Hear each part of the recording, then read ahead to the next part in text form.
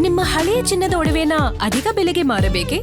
ಆಟಿಕಾಗೆ ಕಾಲ್ ಮಾಡಿ 8880 Attica gold company. ಮೊದಲೇ ರಾಜ್ಯದಲ್ಲಿ ನಿರೀಕ್ಷಿತ ಪ್ರಮಾಣದಲ್ಲಿ ಮಳೆ ಆಗ್ತಾ ಇಲ್ಲ. ಅಂಥದ್ರಲ್ಲಿ ಎಲ್ಲ ಬಹುತೇಕ ಜಲಾಶಯಗಳು ಬರಿದಾಗ್ತಾ ಇದೆ. ಮಳೆ ಆಗಿಲ್ಲ ಅಂತ ಅಂದ್ರೆ ಕೃಷಿಗೂ ನೀರಿಲ್ಲ, ಕುಡಿಯೋಕ್ಕೂ ನೀರಿಲ್ಲ. ಮಂಡ್ಯ, ಮೈಸೂರು, ಬೆಂಗಳೂರಿನ ಜನ ಡಿಪೆಂಡ್ ಆಗಿರೋದೇ ಈ ಕಾವೇರಿ ಮೇಲೆ, ಕುಡಿಯೋದಕ್ಕೆ ಮತ್ತೆ ಕೃಷಿಗೆ.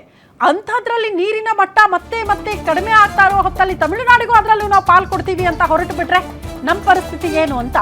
ಮಳೆ ಇಲ್ಲ ಕಾವೇರಿ ಕೊಳ್ಳದಲ್ಲಿ, ತಮಿಳುನಾಡಿಗೆ ಬಿಡ್ತಾ ಇರೋದು ಯಾಕೆ ನೀರು? ನಮ್ಮಲ್ಲಿ ನೀರಿಲ್ಲ, ಅಲ್ಲಿ ಬಿಡ್ತಾ ಇದ್ದೀರಿ ಯಾಕೆ? ರೈತರ ಬೆಳೆಗಳಿಗೆ ನೀರಿಲ್ಲ, ಕುಡಿಯೋದಕ್ಕೆ ಮುಂದೆ ಬಹಳ ಕಷ್ಟ ಆಗುತ್ತೆ. ತಮಿಳುನಾಡಿಗೆ ನೀರು ಬಿಟ್ರೆ ನಮ್ಮ ರಾಜ್ಯದ ರೈತರ ಪಾಡೇನು ಅನ್ನೋದೇ ನಮ್ಮನ್ನ ಕಾಡ್ತಾ ಇರುವಂತಹ ಆತಂಕ. ತಮಿಳುನಾಡಿಗೆ ನೀರು ಬಿಟ್ರೆ ಕಾವೇರಿ ಕಿಚ್ಚು ಹತ್ತೋದು ಗ್ಯಾರಂಟಿ. ಬೀದಿಲಿಗೆ ಇಳಿಯೋದಕ್ಕೆ ಸಜ್ಜಾಗ್ತಿದ್ದಾರೆ ಕಾವೇರಿ ಕೊಳ್ಳದ ರೈತರು. ಬೆಂಗಳೂರಲ್ಲೂ ಕೂಡ ಪ್ರತಿಭಟನೆ, ಕನ್ನಡ ಪರ ಸಂಘಟನೆಗಳ ಸಿದ್ಧತೆ ಆಗ್ತಾ ಇದೆ. CWRC ಆದೇಶ, ಕರ್ನಾಟಕಕ್ಕೆ ಮರಣ ಶಾಸನ, ಮುಂದೇನ್ ದಾರಿ? ಕಾವೇರಿ ಖಾಲಿ, ಸಿಎಂ ವಿಜಯ್ ಜಾಲಿ. ಜಲಯುದ್ಧಕ್ಕೆ ರೈತರೇ ಬಲಿಯಾಗ್ತಾ ಇರೋದು ಯಾಕೆ? ಅಸಲಿಗೆ ಕೊಡಬೇಕಾದ ನೀರೆಷ್ಟು? KRS ಡ್ಯಾಂನಲ್ಲಿ ಉಳಿದಿರೋದೆಷ್ಟು?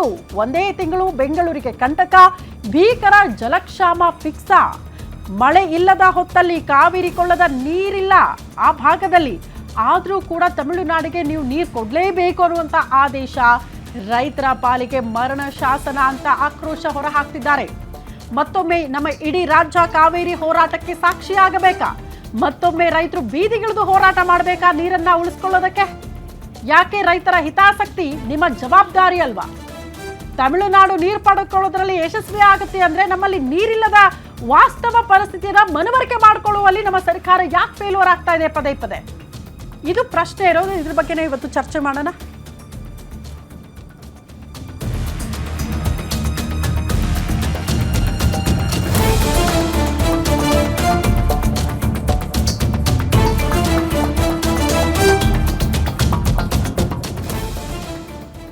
ಇದೇನು ಈಗಿನ ಸಮಸ್ಯೆ ಅಲ್ಲ, ಯಾವಾಗಲೂ ಕೂಡ ಕಾವೇರಿ ನೀರನ್ನ ಉಳಿಸಿಕೊಳ್ಳೋದ್ರಲ್ಲಿ ನಮ್ಮ ರೈತರ ಹೋರಾಟ ಆಗಿದ್ದು, ನಮ್ಮ ರಾಜ್ಯ ಅಂತಹ ಘಟನೆಗಳಿಗೆ ಸಾಕ್ಷಿ ಆಗಿದ್ದು ಸಾಕಷ್ಟು ಬಾರಿ ನಾವು ನೋಡ್ಬಿಟ್ಟಿದ್ದೀವಿ. ಆದರೆ ಪದೇ ಪದೇ ಹೋರಾಟ ಮಾಡಿಯೇ ಕಾವೇರಿ ನೀರನ್ನ ಉಳಿಸಬೇಕಾದಂತಹ ಪರಿಸ್ಥಿತಿ ಇದೆಯಾ?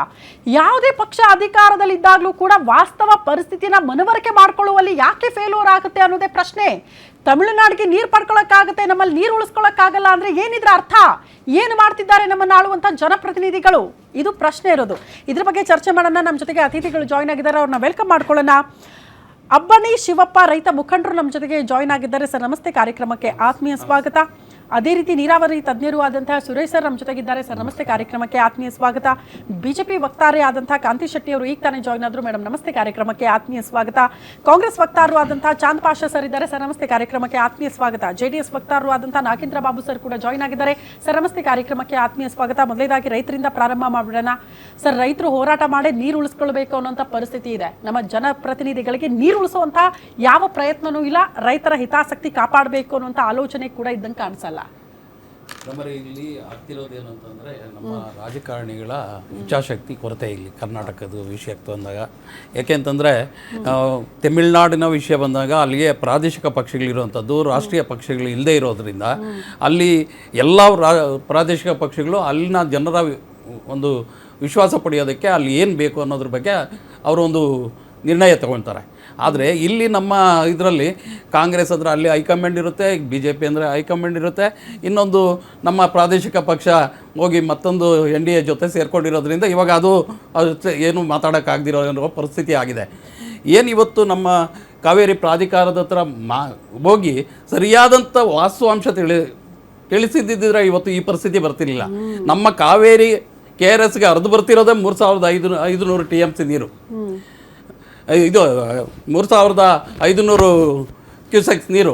ಇವಾಗ ಅವ್ರಿಗೆ 3500 ಕ್ಯೂಸೆಕ್ಸ್ ನೀರು ಬಿಡು ಅಂತಂದರೆ ನಾವೇನು ಬಳಸ್ಕೊಳಕ್ಕಾಗುತ್ತೆ? ಅದು ಪರಿಸ್ಥಿತಿ. ಯಾಕೆಂತಂದರೆ ಒಳ ಅರಿವು ಎಷ್ಟಿದೆಯೋ ಅದರಲ್ಲಿ ಹಂಚಿಕೆ ಮಾಡಬೇಕಾಗಿತ್ತು. ಇವತ್ತು ಒಳ ಅರಿವಿನ ಎಷ್ಟಿದೆಯೋ ಅಷ್ಟೂ ಬಿಡ್ರಿ ಅಂತಂದರೆ ಮುಂದೆ ನಾವು ಇವತ್ತು ಬೆಂಗಳೂರಿಗೆ ಮಾತ್ರ 28 TMC ನೀರು ಬೇಕಾಗುತ್ತೆ. ಇವತ್ತು ನಮ್ಮ ಡ್ಯಾಮ್ಗಳಲ್ಲಿರುವಂಥದ್ದು ಎಲ್ಲ ನೀರು ಕಲೆಕ್ಟ್ ಮಾಡಿದ್ರು 30 TMC ನೀರಿಗೂ ಬರೋದಿಲ್ಲ, ಅಲ್ಲಿಗೂ ಬರೋದಿಲ್ಲ. ಯಾಕೆಂತಂದರೆ ಇದು ಗ್ರೌಂಡ್ ವಾಟರ್ ಇದು ಒಂದೊಂದು ಡ್ಯಾಮಲ್ಲೂ 5 TMC 6 TMC ಉಳ್ಕೊಳ್ತದೆ. ಅಂಥ ಸಮಯದಲ್ಲಿ ನಮಗೆ ಮುಂದಿನ ದಿನಗಳಲ್ಲಿ ನಮಗೆ ಕುಡಿಯೋ ನೀರಕ್ಕೂ ಪ್ರಾಬ್ಲಮ್ ಆಗುವಂಥ ಪರಿಸ್ಥಿತಿ. ಮತ್ತು ಕಬ್ಬು ಬೆಳೆಯುವಂಥವ್ರು 10 ತಿಂಗಳ ಹಿಂದೆನೇ ನಾವು ಬೆಳೆ ಹಾಕಿರ್ತೀವಿ, ಇವತ್ತು ಕಟಾವು ಸ್ಥಿತಿಗೆ ಬಂದು ತಲುಪಿರ್ತದೆ.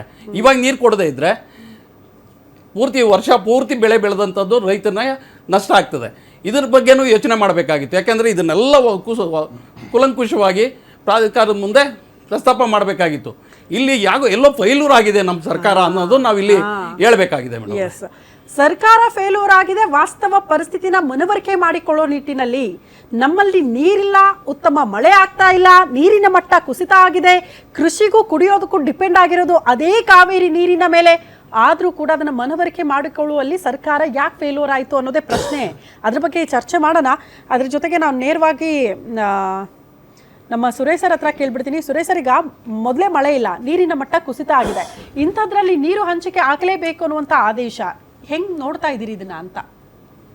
ಮೇಡಮ್, ನಾವು ಹೇಳಬೇಕು ಅಂತಂದರೆ ಈಗ ನಮ್ಮ ಕರ್ನಾಟಕದಲ್ಲಿ ನಮ್ಮ 4 ಡ್ಯಾಮ್ಗಳ ನೀರನ್ನು KRSಗೆ ತಂದು KRS ಇಂದ ಈಚೆ ಬಿಡ್ತಾರೆ.